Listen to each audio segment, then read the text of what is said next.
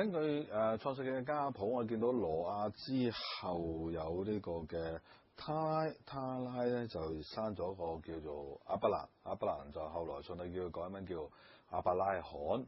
而亞伯蘭被蒙召嘅時候，係記載咗喺創世記第12章，而話對亞伯蘭說：你要離開你本地本族父家，到我指示你嘅地方去，我必使到你成為大國，賜福給你，使到你嘅名為大，你也必使別人得福。給你祝福嘅，我必賜福給他；咒詛你嘅，我必咒詛他。地嘅萬族都必因你得福。嗱，亞伯拉罕或亞伯蘭被呼召嘅一個好重要嘅目的，係神要喺佢身上彰顯出佢嘅榮美。佢代價就要離開本地本族本家，佢要學識放棄放低，以耶和華為佢神。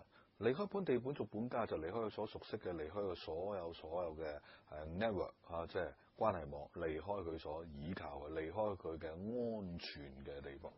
嗱，喺 comfort zone 個安全地帶要離開，關係網要離開，佢所倚靠嘅要離開。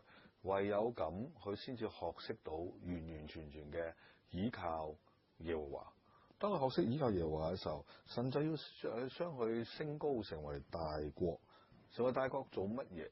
要去祝福別人。今日我哋喺願意被神使用，行在他的心意當中嘅時候，神要賜福俾我哋，但係佢賜福我哋成為大茁壯嘅時候，為的是要祝福別人，祝福我哋每日所遇見嘅人。